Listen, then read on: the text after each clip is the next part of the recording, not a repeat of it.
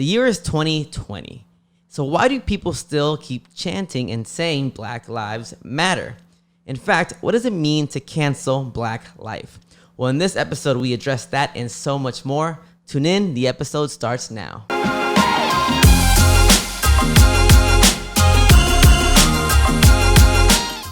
My name is Hurston, and I am the founder and host of our show. And today we're talking about a very important topic, Black Lives Matter, in relation to cancel culture.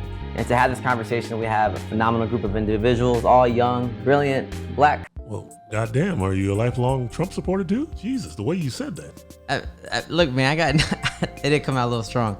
I got nervous. That was like our third, fourth take, and it just came out. It just came out like that. Nervous about what? The Negroes? Goddamn. Nah, man.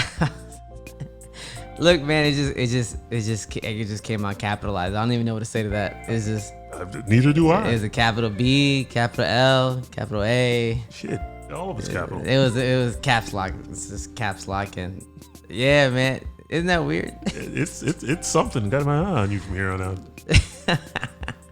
All right, man, leave me alone. I'm excited to do this. Would you please introduce yourselves, tell us your name, and a little bit about what you do. What's up, everybody? My name is Giancarlo. I am an instructor at Lynn University. I'm also a program director for a nonprofit organization for young boys. I'm also a full-time therapist, and I'm finishing up, God willing, this PhD program at Nova Southeastern University for marriage and family therapy. And I started picking up photography as like self-care practices now. Okay. Hello everyone, my name is Ashley. I'm a student at FIU and I'm getting my master's in higher education. I got my bachelor's in criminal justice, and because that's so important to me, I started an activism page to bring about awareness about social justice issues occurring in minority communities. Hello, my name is Mario D. Lewis. I'm currently a third-year doctoral student at Florida National University. I'm currently studying higher education specifically. I'm in the midst of preparing for my proposal so I can eventually move on to defense. And what I'm currently studying right now or researching is looking at tropic constructions of male Blackness. So specifically how society erects them, how they maintain them, and specifically not to make sure that it's deficit-based, and look at the ways in which men also deploy tropes of their own to challenge those tropes. So it's about me in a nutshell. Well, damn, Mario, that might be the longest introduction I've ever heard in my life. That was an entire proposal defense. Well, see, what had happened was there's a strong Black man. I just forgot what.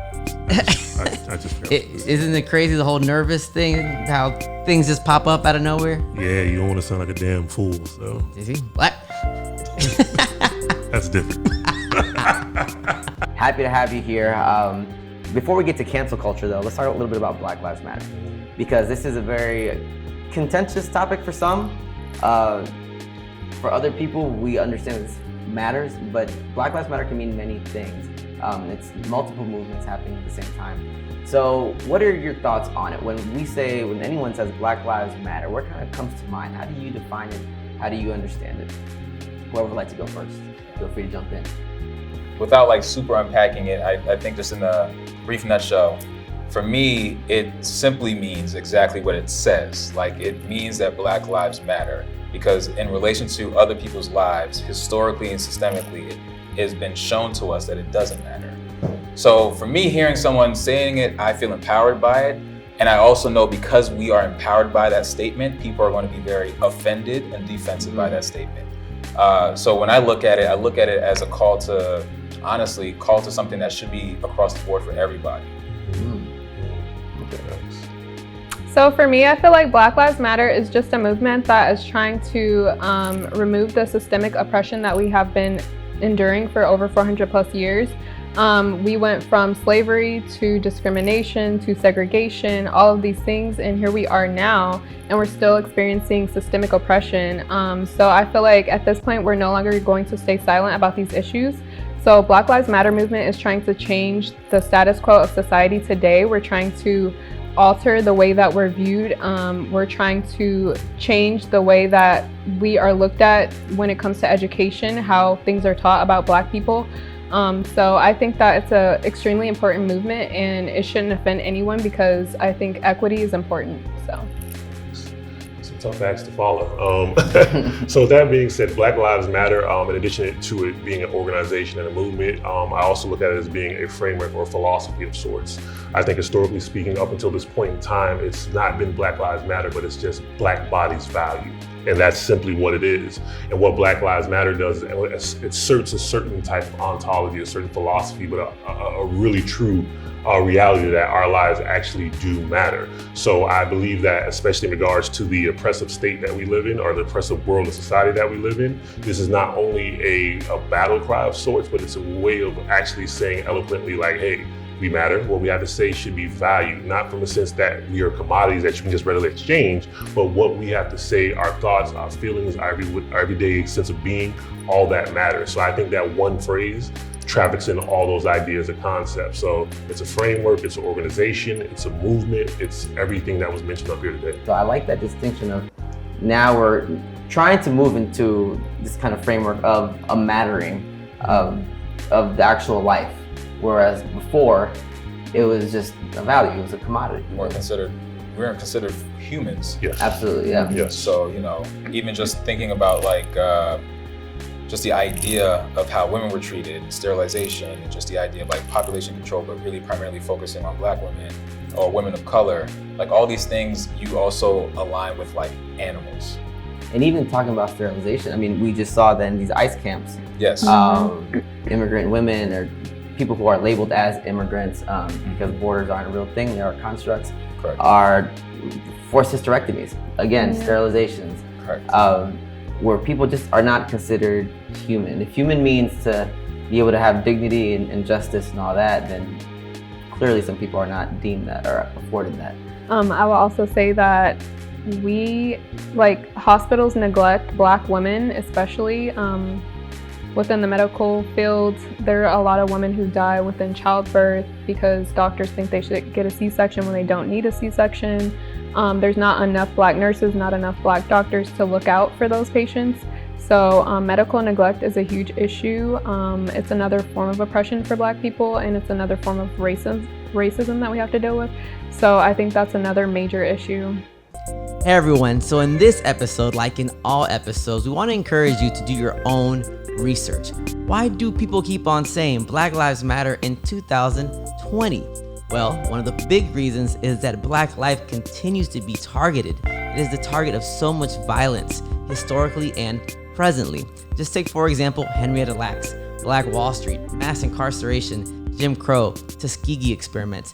The fact that I can make a list, that in itself is scary, and there's so much more. Please do your own research. So let's see what we say next as the episode goes along.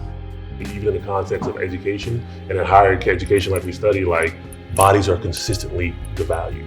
Realities are consistently ignored, whether it's in the classroom, whether it's in extracurricular activities, whether it's just simply trying not to get racially profiled as you walk across campus from the cafeteria to your room.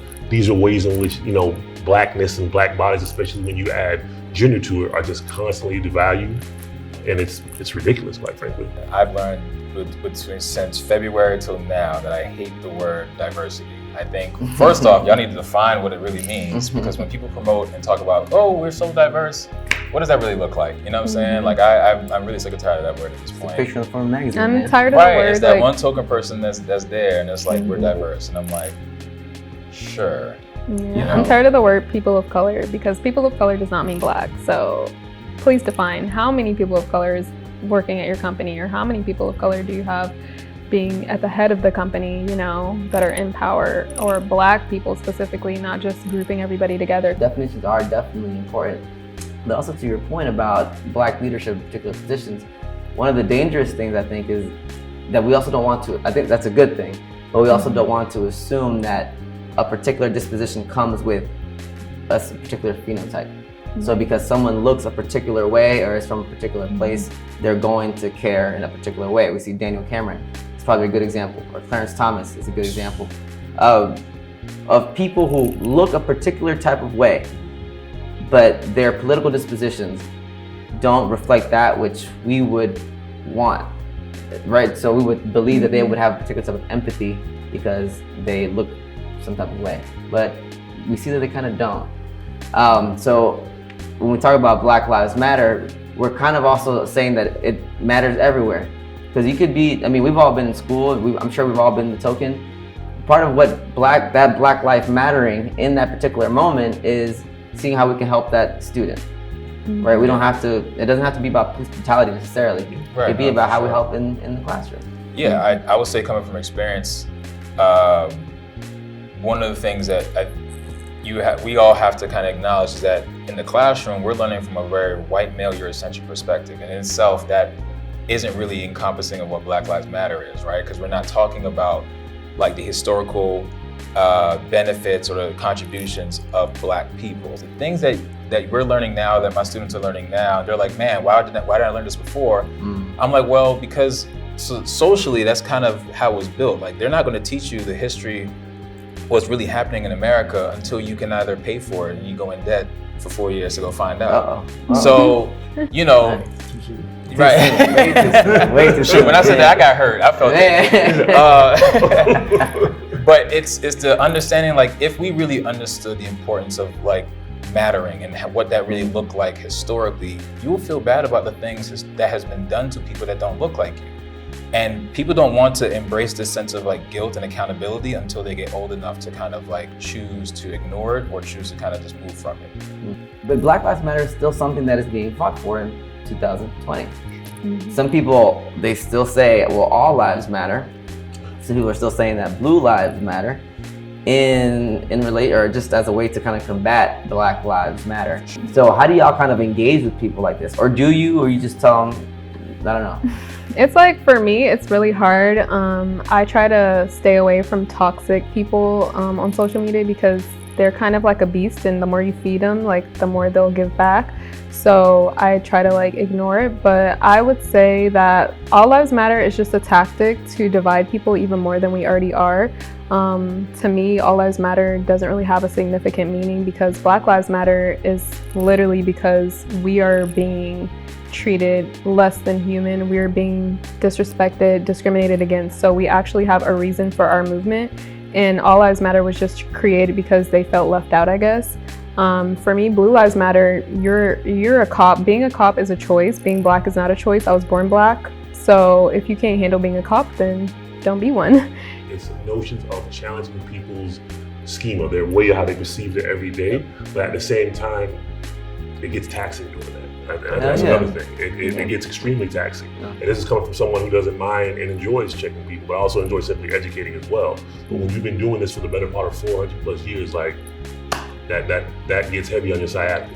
So. When you think about this defensive nature of like all lives matter, blue lives matter, I think about the bully that knows he's about to get rocked and starts to play this whole victim role now in preparation for when his teeth get rocked. You know what I'm saying? So now it's like the same thing with people, is like you're understanding in terms of who you are and yourself that you're not, the sun doesn't always shine on you. The sun, you are not born from, this perfection of whatever it is. You have a very dark past that you are also living currently right now. There is a path to whiteness. These people, white privilege is a weird concept because a privilege means having something without doing anything for it. Right. Well, that came with colonialism. It came with all these forms of abuse and also these systematic forms of discrimination. So there is a path to whiteness, and it's important to address that.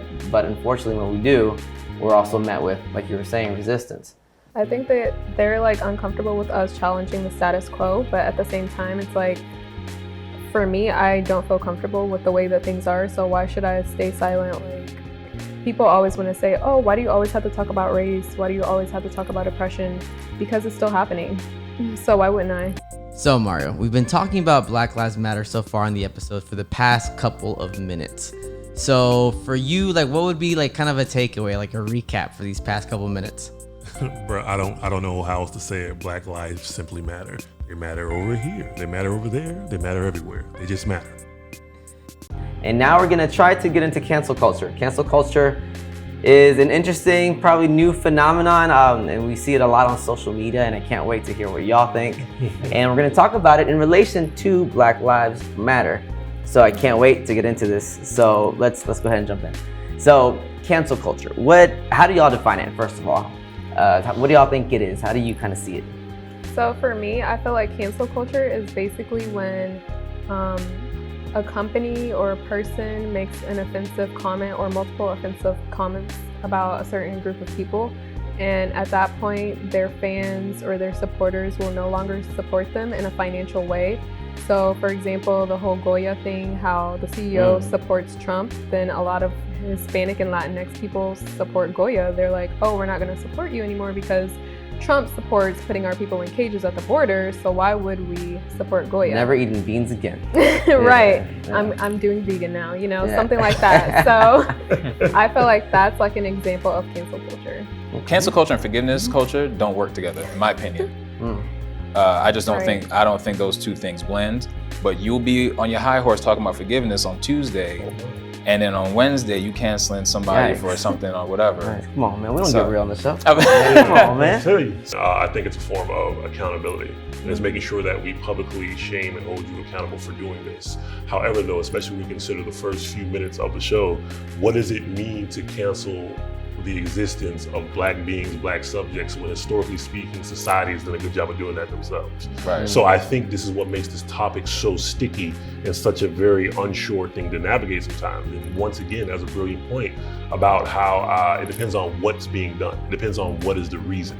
At the end of the day, we canceled H&M how many years ago, but guess what? When they got to sell, people have forgotten. Boy, I ain't gonna lie, that was a struggle, man. I was thugging it for some. Oh, I was happy because I can't take none of their clothes no way. Right. I was like, feel my pain for 5 seconds.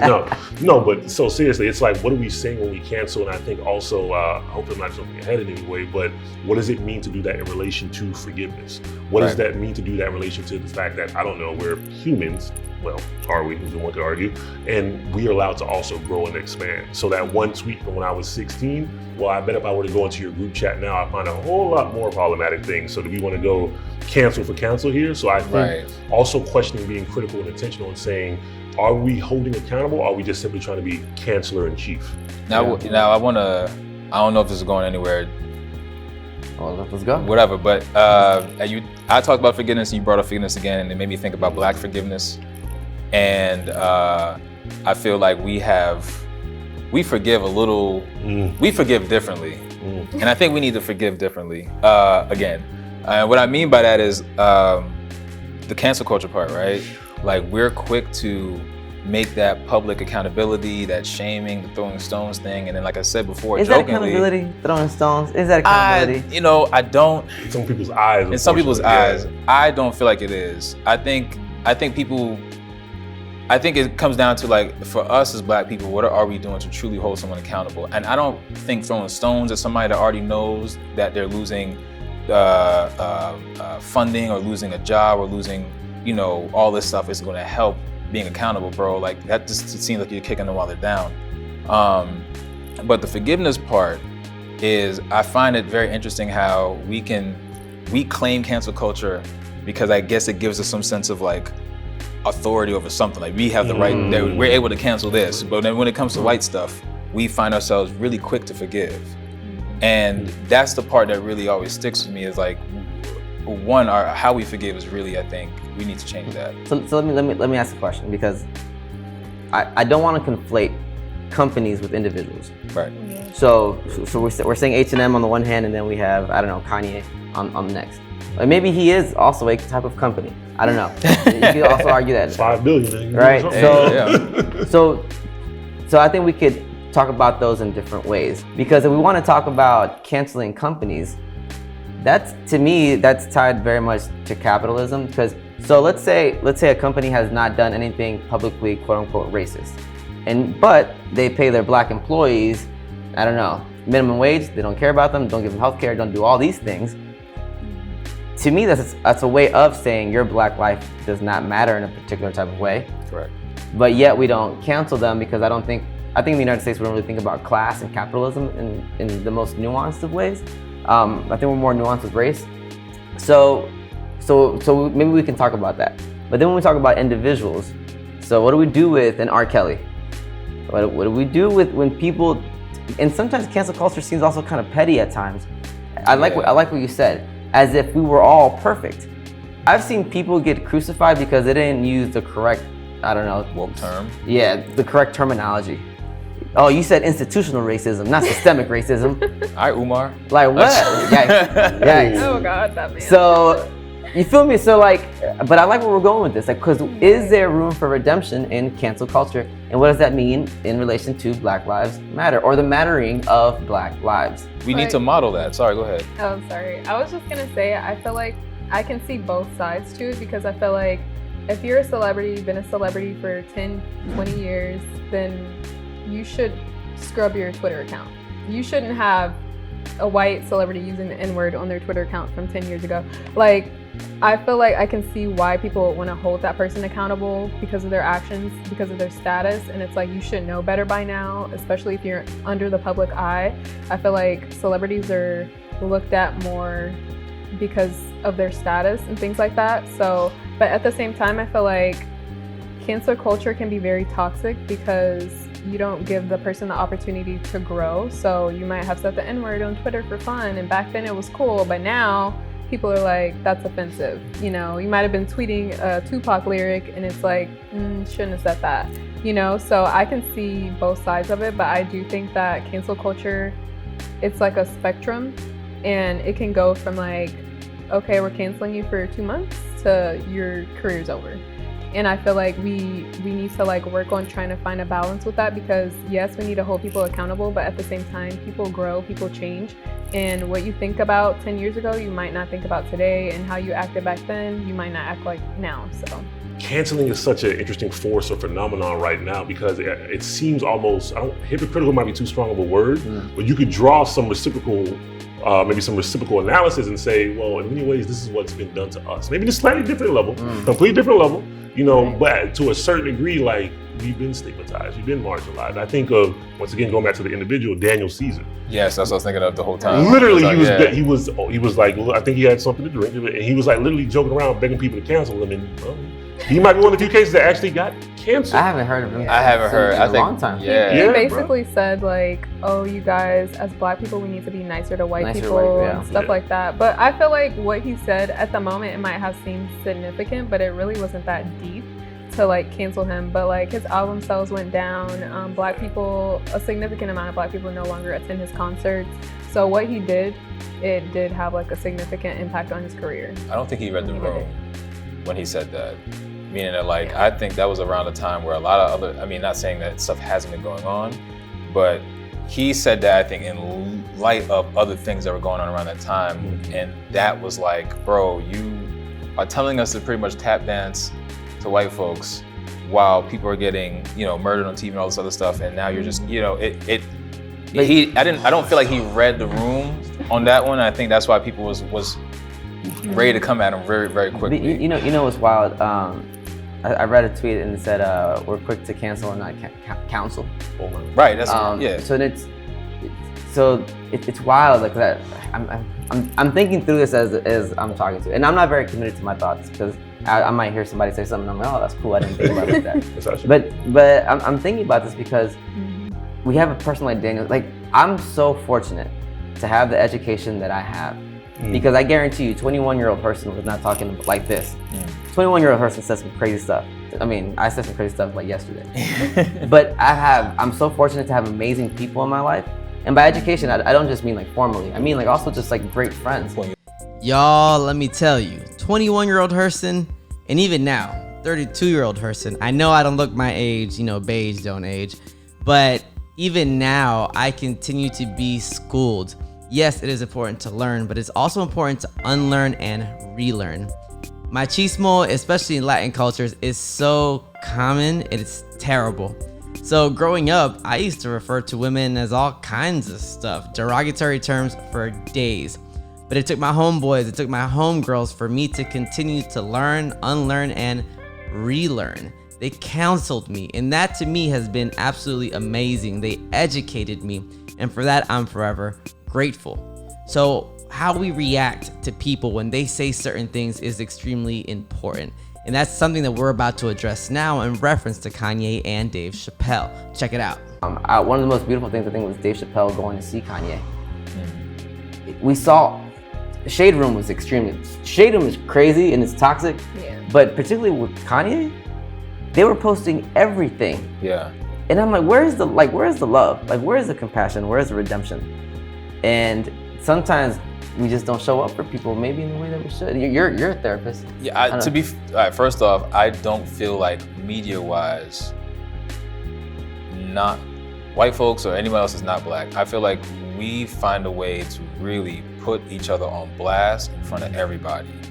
Like, and that's like normal when you think about black culture in some respects, like drama and pettiness and all this stuff. Because I'm like, I don't see no white shade room. You know what I'm saying? I don't see no Blake Shelton getting, you know what I'm saying? Wow. You know what I mean? But like, you know, but I'm saying is these things happen in every other race, but like this is something that is marketable for us for whatever reason. But when we think about, so what I was mentioning a little earlier and I stopped was we need to model like effective communication and behavior that we want to have amongst us, and we want others to at least try to model and show us as well. So when we think about cancel culture, we think about accountability. I also think about pulling someone to the side that we talked about and educating them, or at least trying to educate them. That's the thing. Like I learned, man. They talk about it in treatment all the time, man. Clean your side of the street. And like when you talk about making amends and all this stuff, like you do what you need to do to make sure that you are putting yourself at peace, that you're at least putting it out there that if and when they're ready to come over on your side to understand and learn, that you'll be there for them. But what we do is that we just go ahead and like remove them and don't put them in a space where they can learn, heal, and grow, and then get mad when they go to the other side and start thinking like other people, and then you know, and then you start hearing the stories. Oh, you know, they didn't have the support system around them. They didn't have those strong black individuals to take care of them, to care for them, because now they're stuck on a different ideology that's not in favor of their own people. So like I look at it as we need to model the behavior that we want for ourselves and for others, and we really need to be a community and a family as far as like, yo, if I'm acting up and I can't communicate to you well, hopefully you can communicate to them about it, you know what I'm saying, and vice versa. Like we really need to be this true village and tribe mindset, and not this whole like nitpicky, like petty mindset person. And I think the problem is that sometimes we can't help people who want to help themselves. For example, Kanye, like Kim even said he refuses to take his medication, he doesn't go to therapy. So when he's saying these outlandish things on Twitter or on public, like, you know, video recording, it's like, how can we help him? Because he's literally just digging a bigger hole for himself, like with black people who want to support him, but it's just like. And the mental health side too, I think it becomes very tricky for me to cancel someone that I feel is just dealing with actual mental health issues. Not even just issues, man. Let me take that back. That's just living through trauma right now. Like this man has lost very close individuals. Yo, so we've been talking about mental health, and that's just crazy to me. Because whoa, not the C word, my guy. Oh damn, that did kind of sound a little off, didn't it? Yeah, I mean, you out here shaming people and whatnot. Yeah. So what should I say instead? Maybe mental health or mental health awareness. You're right. That'd probably be a little bit better. See, English is my second language, and for you got one language, so you better at it than I am. You feel me? I suppose. I mean, we can run with that. You're also an English major, so that's not fair, bro. Clearly, I'm making excuses. What are excuses? That's a good question. It's a reason to learn English. I guess I don't know. Well, damn. So now we're shaming people who don't speak English. This is just going terrible. But in the episode, I am glad that we talked about mental health awareness. I did not see the episode going there initially. So are you kind of happy that we kind of went there? For sure. No, I think sometimes mental health is used as a stepping stone or just a simple talking point to check off your little list of diversity items. So it was good to actually have a bunch of, young scholars actually talking about it. Facts, man. I'm definitely glad we addressed that. And please let us know in the comments what y'all think about mental health in relation to Black Lives Matter. In fact, let's check out what we say next in the episode. Too often do we wait to people become corpses to offer them that compassion. Right. Then we sit there, faces on t-shirts, things like that. If only he talked to somebody, why didn't no one reach out? Well, that's what we have the chance to do in this individual's life. So I agree. I know that it can be hard. I know that can be daunting. I know it can be challenging. I know you don't know what to say. But by you literally offering compassion and being able to talk and communicate, sometimes that goes a long way. By you literally sharing a post about mental health to a mental health hotline, that might go a long way. So I think those are things that we just can't readily, and just generally speaking, those are things that we readily can't cast aside. But you brought up Dave Chappelle earlier, and it reminds me of something he said in a piece about, you know, you have to be socially precise, this social precision. There's no room for error. You know what I'm saying? So it's like, it goes from if you misspeak, or if you use something out of context, or you use the improper verbiage, instead of taking that opportunity to either teach, whether it's indirectly, sometimes by not teaching, because I know people have that political philosophy as well. Like, I'm not going to teach, that's not my job. I respect that too.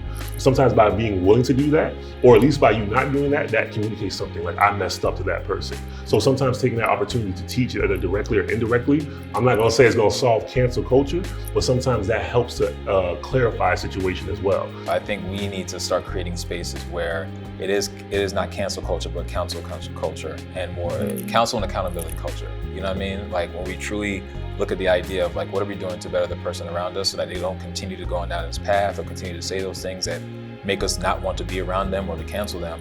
What are we doing to educate them? What are we doing to help them like learn, understand, heal, and grow? You know? Right. And also I feel like sometimes people are canceled out of context. Like, for me, the whole Nick Cannon thing, I feel like he was canceled for anti-Semitic comments that he made on his podcast, and I feel like they weren't looking at the context. This dude was fired in less than 24 hours, right? Yes. Like that. Well, it was his podcast, so he wasn't fired from his podcast, but he was fired from America's Got Talent or something. Viacom or whatever. Yeah, because the Wild Out, Out parent company. Yeah, but he's still on The Masked Singer. He's still on that show. They didn't fire him. But I feel like they didn't understand the context of the conversation. They saw a 10-second clip and they're like, oh, he said something racist, he's canceled, you know? And it's just like, you need to pay attention to the details of the conversation and try to understand where he's coming from or the point that he's trying to make, because to you, that 10-second clip, of course it might sound racist, but if you listen to the hour of the podcast episode, then you'll be like, oh, okay, I can see the point that he was trying to make. I think he might be one of the first cases of somehow getting like double canceled almost, or because I believe he stood by what he said and he apologized. I know once he apologized, a lot of people were not happy with that. There was a lot of critiques and judgments. You know, it takes a lot of grit to be a revolutionary. You just don't do this overnight, things like that. I'm like, well, maybe he was genuinely apologizing because while he may have certain thoughts, he realizes that the damages that he did. Correct. So like, that's one thing, like forgiveness, there's a catharsis that comes. Catharsis is the release of emotion. There's a certain alleviation that can come along with that. So I think, and then there's also, I mean, some people might not like to hear, but there's a strategic side of that as well. Like, if this is what I gotta do to keep those people employed, that representation that you just mentioned, then this entails being a leader and biting the bullet. But once again, we're always constantly in conflict. We're constantly in conflict with, I'm tired of this ish, versus it's like, but I gotta keep eating.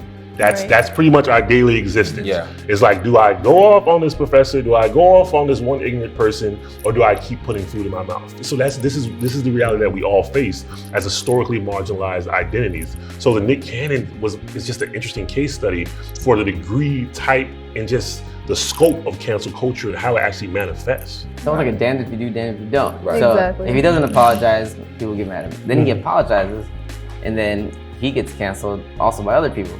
Right.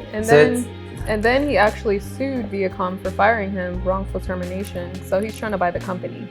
So Viacom. Yeah. Oh, I think honestly, I think that it's important for people of color or Black people in general to buy these like streaming services, MTV, BET, ABC, CBS. Like, we need to be buying these like services because they're the ones who portray us as like the bad person, or they stereotype us in these shows or movies or whatever. And it's like, if you're in power of the media, then you can really change the trajectory of how we are like displayed or portrayed on TV, you know? So I think that, you know, I hope he does win the lawsuit, because it's like they fired him within 24 hours. But don't we accept these roles though?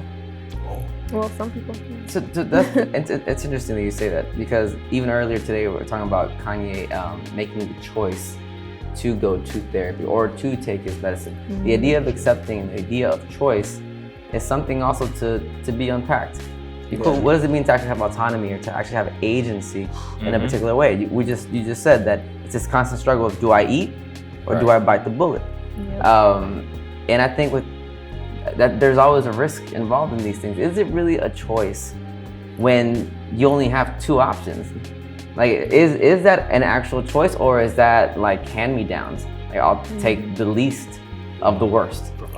One of the last questions I wanted to ask y'all was, in this era of cancel culture, we have figures such as Martin Luther King, Malcolm X. I mean, you pick them, right? Who have been just warriors, just for the betterment of humanity overall, not just Black people. And I have a feeling that I think some of these people, if they were living today in this era, having done certain things that we know about them now, I wonder if they would be canceled. Bruh, they canceled Jesus. I'm pretty sure they were canceled. Yikes. And I was about to add that. You know, Marco, take it. No, that was it. That was it. That was really it. So of course they're gonna cancel. You know, who we now look at as heroes, and unfortunately, you know, you gotta look in the mirror, man. Some of us might have been on the wrong side of history. If MLK, Stokely, like all these individuals were here now, and we opted to not hear what they had to say. And then 20 years from now, you look at the history books and find out like why what they were trying to do for us wasn't successful. You gotta look in the mirror. A lot of people didn't rock with Dr. King. No, sorry. I was about to say that like a lot of these historical figures in their time technically were canceled or had a degree of that cancellation. Correct. Like you can't forget that as amazing and brilliant as he was, even though he realized the error of his ways, Du Bois was a classist. He was petite bourgeoisie all the way. A lot of colorism too with Du Bois. Exactly. Yeah. So like that's why it's no coincidence that him and Booker T didn't see eye to eye, that him and Garvey didn't see eye to eye, that him and E. Franklin Frazier didn't see eye to eye. Like he was canceled, or at least a certain type of cancelization, I would say. So I think, especially now more than ever. Well, Du Bois, why you ain't got no people, darker people rolling with you? Like it would be the same thing. Like Umar would be on his neck. Right. So like I can see it now, but I won't. Umar.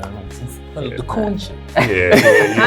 I'm looking at like Angela Davis. I'm looking at Black Panthers, and I feel like if they were here today, like there would be less. Davis she is here. Wait, where? She is here. She's still alive. No, I mean like. Where? Over there, No, I know Angela Davis is still alive, but I'm saying like still a part of the movement, like Black Panther movement right now. I think that we would accept them because we need them. Like we need the help. Like we don't have leadership. We have NAACP, we have BLM, we have these small different groups, but it's not really unified. And Black people, we're not angry enough. Y'all think Black folks would accept James Baldwin? Ooh, I see what you did. Especially Black men. So I'm just trying to put it out there. Black straight men. Black straight men. Thank you. Appreciate that. Yeah. So you got. I would love to say that would be the case. That's a good one. But it's a great question. The thing I feel. Oh, sorry. No. Go ahead. No. The thing with Baldwin is his legend built so much over time, especially in the wake of his passing. Like, I think that helped to add and give him that capital that he got now. But it goes back to what you're saying. Like, let's say he didn't have all that historical narrative. Correct. Let's say he became a prominence now. I don't know if you. A lot of Black people didn't like him though. Initially, he was rocking with a lot of white folks. Mm-hmm. Oh and it wasn't until later. But yeah, I mean, great book just out by Professor Eddie Glaude, Begin Again, on Baldwin. Please read it. It's such a great book. It talks about hope, especially in our times and studying Baldwin. He talks about Baldwin as a Black queer man. Yeah. And what that means. But that's a great question. I don't think people would rock with him for the most part. I don't think they will rock with Malcolm X either. We've seen the reactions to that's interesting too. I mean, we talk about this all day. Yeah. We talk about it. But we'll go ahead and wrap it up. I want to thank y'all so very much. This is not an easy topic to address. Hopefully, we won't get canceled by what we said today. But thank y'all so much. It takes a certain vulnerability to just do a show like this. So thank y'all very much. Thank you to all of our volunteers that have been here all day. Thank you to our producer, A. Weiser Webb, who made our website. If you want to check out past episodes of Woke Wednesdays, everything is there at the Woke Wednesdays website. So thank you to A. Weiser Webb. Also to I Speak, that they produced this episode. Sorry, my English goes in and out, second language.